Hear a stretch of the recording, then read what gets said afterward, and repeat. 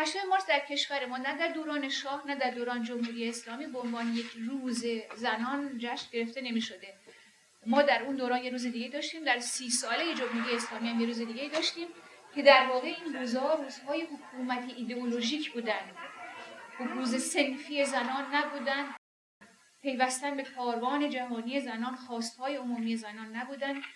این خواست در سالهای اخیر خیلی بیشتر مطرح شده که یک نشانه توش داره و اون که در واقع این پیوستن ما به عنوان ایرانی‌ها، به عنوان مجموعه ایرانی‌ها، زن، مرد یا هر چی، به یک حرکت مدرن، اون حرکتی که در فکر میکنه که باید جهانی بشه و در سراسر جهان حق خودش رو طلب کنه. چرا که بنی آدم اعضای یکدیگر نمیشه که ما فکر کنیم حق زنان در یک جایی هست نادیده گرفته بشه و در یک جای دیگه در واقع محترم باقی بمونه. به این ترتیب که برای من این روز به عنوان روز زنان مطرح شدن و بعد تبلورش در حرکتی به نام کمپین 1 میلیون امضا یک حرکت مدرنه و این حرکت مدرن رو در جنبش سبز هم میبینم. حالا چرا میبینم؟ این مختصاتش رو در واقع در آوردم و فکر میکنم که میشه روش کار کرد. کمپین 1 میلیون امضا منتظر نشد که کسی بیاد حرفاشو بیان کنه. یعنی نگفت که چرا رهبران خواستای منو مطرح نمی‌کنن، چرا نمیدونم اون یکی ها این کارو میکنن این کارو میکنن. خودش برخاست و سازماندهی خودش رو کرد، یک سازماندهی افقی و در واقع خواستهاش بر اساس نیازهای روز به وجود اومد. برای همین ببینید که شما این جنبش کمپین 1 میلیون امضا در سراسر کشور رهبر مشخصی در واقع نداره، یه رهبری افقی داره و خودش رو جمع میکنه، آدما خودشون رو جمع میکنن، ارتباطات چهره به چهره است، شیوه های ارتباطی مدرنه، یعنی که از گذاشتن ورکشاپ، از روی همین رفتن روی فیسبوک، از اینکه راه‌های جدید پیدا بکنن و از اینکه در واقع ویژگی‌های سنتی و جامعه و مدرن جامعه پیچیده ایرانی رو در هم می‌آمیزن. یعنی شما می‌بینید که میرن در مراسم شل زردپزان شرکت میکنن زنان، بعضی به اعتراض میکنن که این چه کاریه و در واقع بیشتر استفاده رو میبرن برای که برن این خواست رو، چون خواست به همه زنان جامعه تعلق داره، یعنی از خواست رهبران حکومت که امروز دشمنان ملت شدن، زنانشون همین مسائل رو دارن، تا زنان در نقاط مختلف کشور.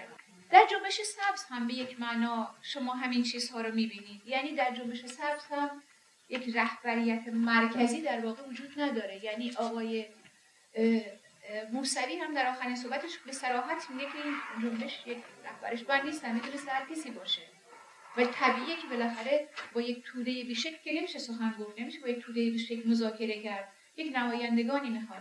جنبش زنان هم کمپین 1 میلیون امضا همینطوره، چهره‌های مشخصی رو داره برای مذاکره کردن، برای طرح خواستاش، ولی رهبر به معنای کلاسیک کلمه در واقع نداره.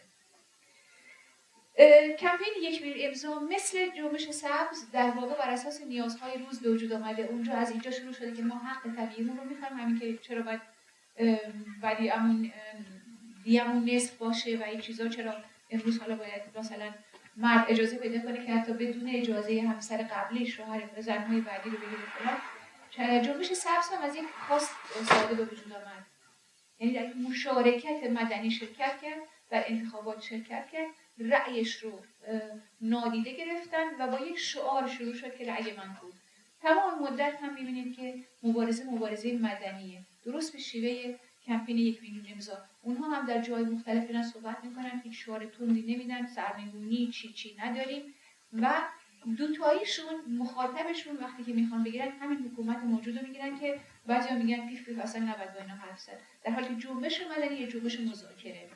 بچه‌های کمپین 1 میلیون امضا به صراحت خواستاشون رو بردن با نمایندگان زن همین مجلس مطرح کردن که خودشون از همه اون مردها در واقع تفکرشون ارتجاعی‌تر و عقب مونده‌تره، ولی با اینها رفتن و مذاکره کردن یا سعی کردن یا به هر حال حرفاشون رو منتقل کردن. ولی کمپین جنبش سبز هم در واقع به یک معنا کرده و باید بکنه. هر دو از خشونت پرهیز دارن، هر دو در هر جایی که هستن میگن جنبش مسالمت آمیزه. چرا؟ به خاطر اینکه حیات هر دو در گرو جنبش حرکت مسالمت آمیزه. در شلوغی، در خشونت، هر دوی اینها در واقع میمیرن، برای اینکه بستر سالم یک مبارزه مدنی نمیتونه یک حرکت خشونت آمیز باشه. شما در یک سرکوبی که چیزی مورد نظر حکومته، یعنی حکومت جدا مایله که شعارها تندتر بشه، شیشه بانک‌ها رو بشکنن و همین کارا رو بکنن برای اینکه سرکوب بشه، و در سرکوب و بعدش حتی اگر انقلاب باشه هرگز خواستهای مدنی به طور مشخص نمیتونه مطرح بشه. بحث اقناعی میکنن هر دو. یعنی برای من خیلی جالبه که اگر شما فیسبوک رو نگاه کنید یا چیزها رو ببینید که چقدر بحث میکنن آدما، موافق و مخالف. یعنی اینجور نیست که من میگویم استقلال، آزادی، جمهوری اسلامی، نه یک کلمه کم نه یک کلمه بیش. مینویسن و نقد میشن و آمادگی انتقاد پذیری رو دارن. در جنبش سبز هم همینطوره. در سایت های متعدد و فیلتر شده کمپین 1 میلیون امضا هم شما میبینید که این انتقاد صورت میگیره و توی این انتقاد یک شهامت وجود داره که به نظر من شهامت مدنیه. یعنی نسل‌های گذشته، به خصوص فعالین سیاسی گذشته ما، با کمال تأسف و عذرخواهی باید بگم که خیلی براشون سخته بگن اشتباه کردیم، بگن ببخشید. این بچه‌ها خیلی راحت میگن اینجا اشتباه کردیم، حالا راه درست چیه؟ بحث میکنن، اقناعیه در واقع. هر دو واقع گران از ایدئالیسم پرهیز دارن. هیچ کدومشون، ما بعضی وقتا در تظاهرات که شرکت کنیم یه عده میگن چرا شما نمیگید جمهوری اسلامی برود مرد بر فلان فلان فلان. ببینید بحث بر سر واقعیاته، بحث بر سر این نیست که من نوعی با جمهوری اسلامی رابطم خوبه یا بده یا داره نیازهای منو به عنوان یک شهروند جواب میده. بحث بر سر واقعیات، بر سر شعارهای واقعی، شعارهای عملی، یعنی سنگ‌های اندازه برداشتن برای که به نتیجه رسیدن. هر دوی اینها، هم کمپین 1 میلیون امضا، هم در واقع جنبش سبز، این ویژگی رو در هر دوشون میشه پیدا کرد. نکته دیگه که در هر دوشون میبینید همین که اینجا به عنوان رنگ‌های مختلف مطرح میشه، ایدئولوژی‌های مختلف مطرح میشه. من هم در کمپین 1 میلیون امضا، هم در جنبش سبز در واقع سبز از سیاه میبینم تا سرخ. یعنی در جنبش سبز کسانی هستند که معتقدند همین جمهوری اسلامی باید بمونه، فقط این انتخاباتی تقلب کوچیک برطرف بشه، بعضی از اینها برگردن برن تهران بشن وزیر و وکیل. اینا هستن. تا اون طرف سرخه که واقعا فکر میکنن که اینقدر میایم تو خیابون برای که فردا اگه ما بیایم اینطوری میشه که فردا جمهوری اسلامی میره یک حکومت دموکراتیک خلقه توده‌ای میاد سر کار و این طیف متعدد سلایق رو توش میتونید ببینید. اما به هر حال سر یک اصولی با هم به توافق رسیدن، سر یک شعارهایی هر دوتاشون در واقع دارن ایستادگی میکنن. هر دوتاشون خیلی برای من جالب بود که نه کمپین نه جنبش سبز جنبش شهید طلب نیست. یعنی اگر اون وقتا میرفتن برای شهید شدن، نه جنبش سبز دوست داره بره شهید بشه، اونا که میرن تو خیابون، نه زنان کمپین 1 میلیون.